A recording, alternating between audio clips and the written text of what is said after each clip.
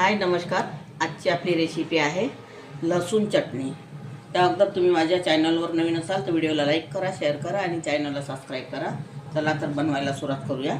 आता इथे मी हा एवढा लसूण घेतलेला आहे, 2 गट्टे सोलून घेतलेला आहे। इथे 1 चम्मच शेंगदाणे घेतले आणि 1 चम्मच तीळ घेतलेले आहे। हे यामध्ये भाजून घ्यायचं आपल्याला। साहित्य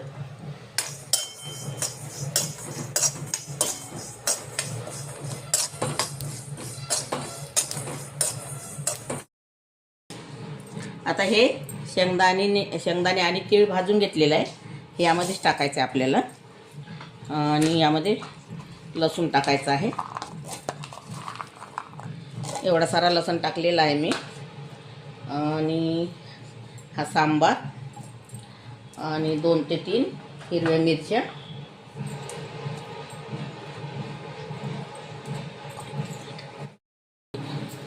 आता इथे मी 2 ते 3 हिरव्या मिरच्या सुद्धा टाकलेल्या आहे। आणि इकडे 5 ते 7 लाल मिरच्या सुद्धा भाजून घेतलेल्या आहे, त्या यामध्येच टाकायच्या आपल्याला।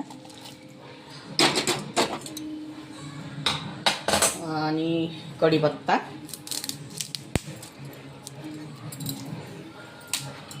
आणि थोडा पुदिना,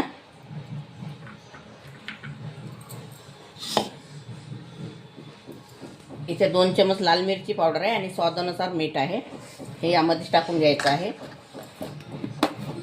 आणि 1 चम्मच जिरा पावडर,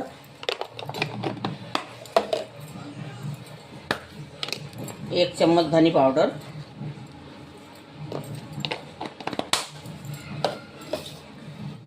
आणि पोहे खायच्या चमच्याने हा 1 चम्मच आमचूर पावडर आहे। आता याला छान मिक्सरमध्ये बारीक करून घ्यायचं आहे, थोडं पाणी टाकून।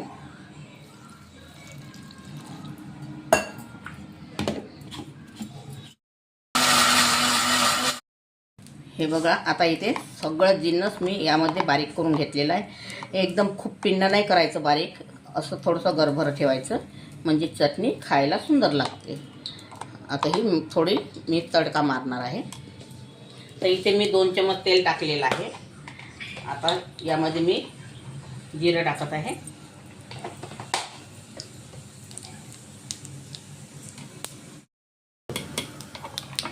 आता जिरं आपलं तडतडलेलं आहे, आता हे सगळं त्यामध्ये टाकायचं आहे।